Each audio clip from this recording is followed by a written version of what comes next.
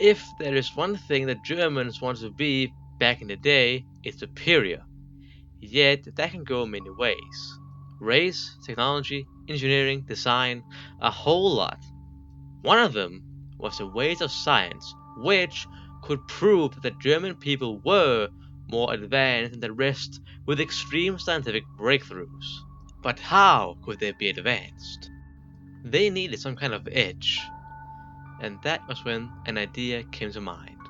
The slaughterhouses, known simply as concentration camps, were perfect. These people of lesser worth were going to be sent to the chambers anyway, so why not make them useful? Testing on humans is a bit of a problem, since the science they're going to test could go wrong, leading to major damage, if not death. Tests on people are super effective though, since they show the exact results that it will give, making the test extremely easy to perfect.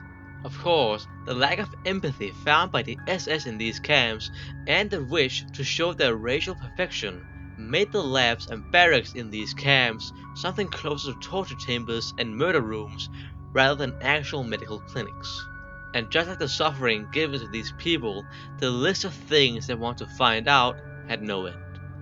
Even the smallest leap in science was another step closer to proving the Aryan way, and they were going to find it no matter the cost. The Germans want to experiment on thousands and thousands of things. Some of them we're going to talk about today. Yet there is still one experiment which is probably the most well known.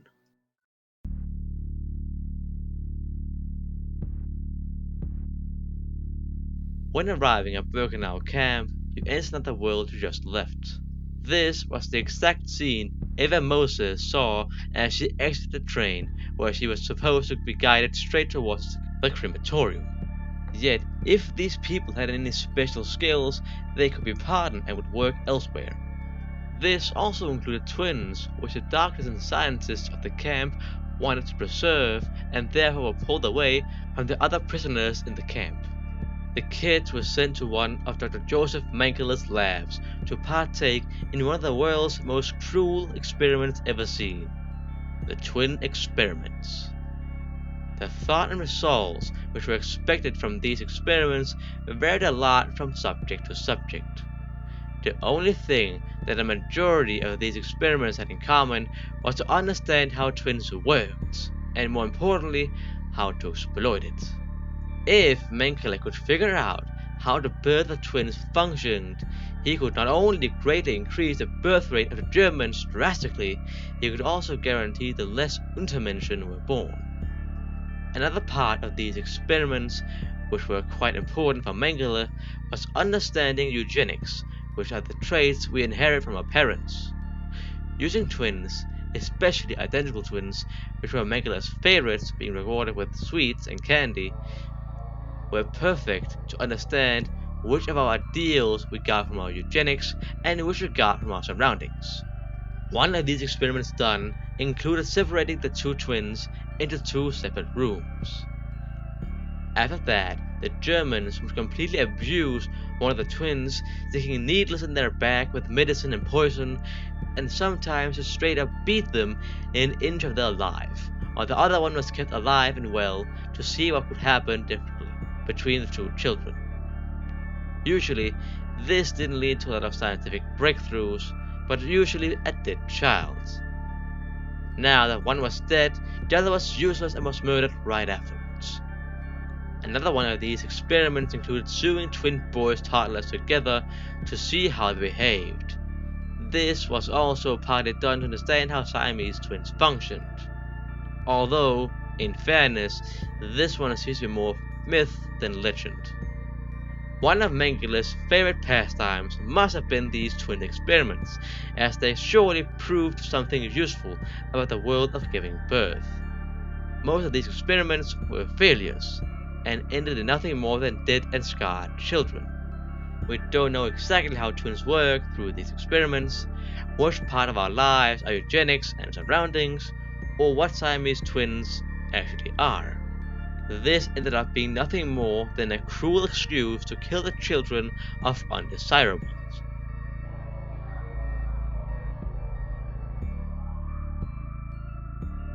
The Seawater Experiments were an experiment conducted from July to September in 1944 in the hopes of finding a way to make seawater drinkable. Usually, the doctors in the SS camps didn't need any excuse to perform gruesome acts of torture and dehumanizing experiments in the name of science. They weren't supposed to leave anyway, so why not try to make some scientific breakthroughs? However, in 44, with the Red Army closing in and the funding for these experiments looking less and less reasonable, the doctors at Auschwitz opted to do experiments which might help the war effort. One of these was to try and see for how long people could last drinking seawater instead of fresh water, maybe even make it drinkable. It's important to note that seawater isn't drinkable, since a high amount of salt in the water actually makes it worse for hydration and can even lead to organ failure in extreme cases, which is exactly what happened. About 90 gypsies had to undergo these experiments, being deprived of any type of food and clean drinking water. The only thing they had to nourish themselves with was chemically made seawater. Hans Eppinger wanted to see how long the prisoners would last and what effect the seawater had on their body. It's safe to assume already that the experiment didn't have the intended results. The gypsies became dehydrated almost immediately, most experienced extreme hunger, and some of the test subjects suffered organ failure. It became so desperate that the gypsies began to lick the floor after they'd been mobbed just to get that little bit of water that the dry body craved. All test subjects either died from the experiment or were executed after the experiment ended. While none survived drinking the water outright, the different stages they went through fascinated Eppinger.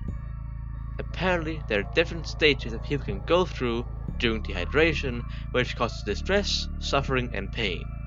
These stages were noted and can be used to understand the pain that people can go through if they live off of seawater.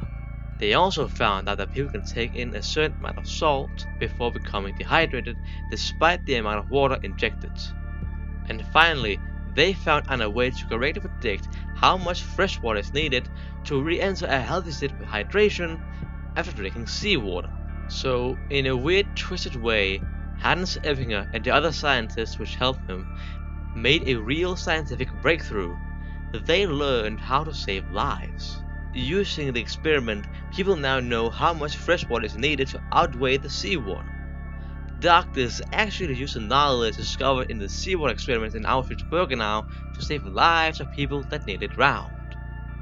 While the intended results were found and seawater is still undrinkable, the life-saving results found that day is a small piece of light in an otherwise dark abyss. And even though these experiments reached some kind of conclusion and benefit to the world of science and safety, it did still cost 90 gypsies a gruesome and horrifying way to the end.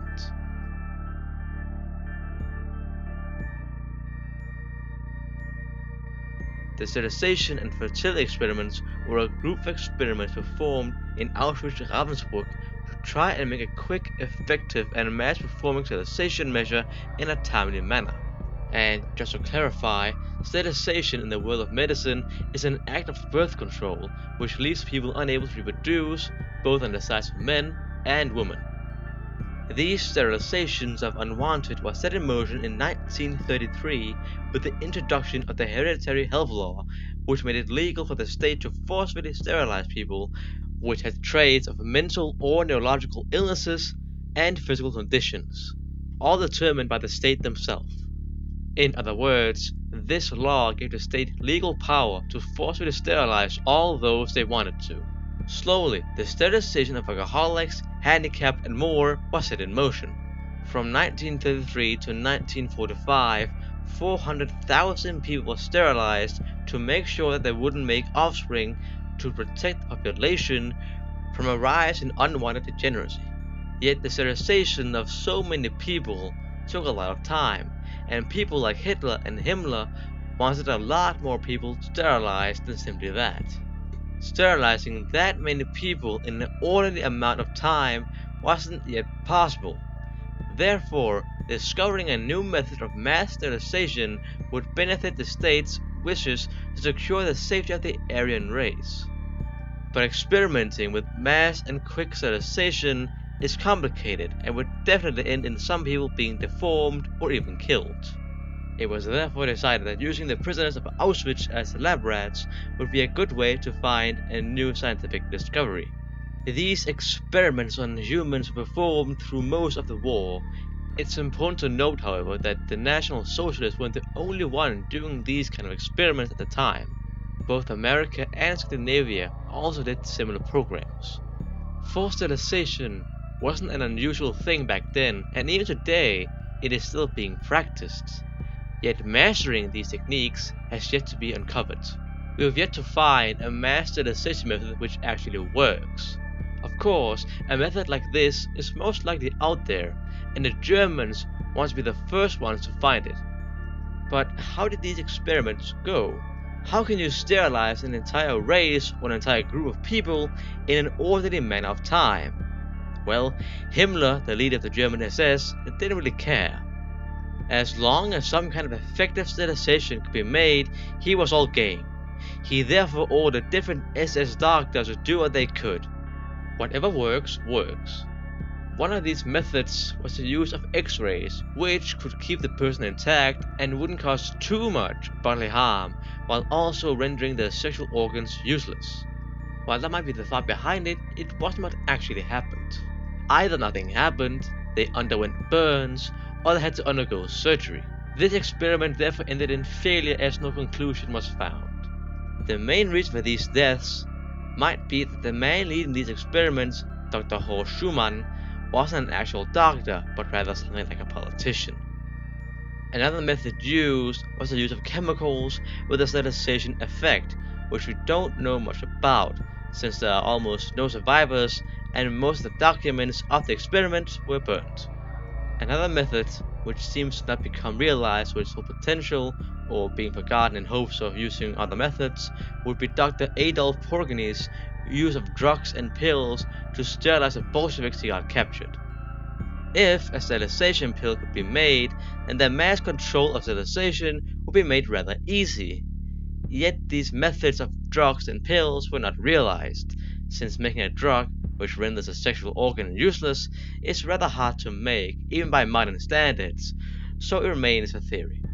In the end, Himmler's dream of an easy sterilization method was never realized, maybe for the sake of good.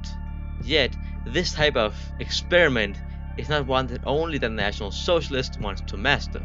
Even in the modern era, sterilization has been used around the world, and we are still experimenting on it to this day to see if we can try and find a new way to mass sterilize the masses. Yet the Germans were not the ones to find it, and only found suffering and pain among the victims. In the end, most of these experiments were something closer to torture than actual medical experiments. Innocent adults and children from all over Europe had to endure all kinds of brutal acts of inhumane treatment. Most failed to show any sign of medical advancement, and were nothing more than advanced murder methods. When there eventually was some kind of medical breakthrough, it wasn't the one they were looking for, and only happened out of sheer accident. And this was only 3 experiments of a list of many inhumane experiments done for the people trapped in the camps of Nazi Germany. One can only imagine the sheer horror they all had to go through.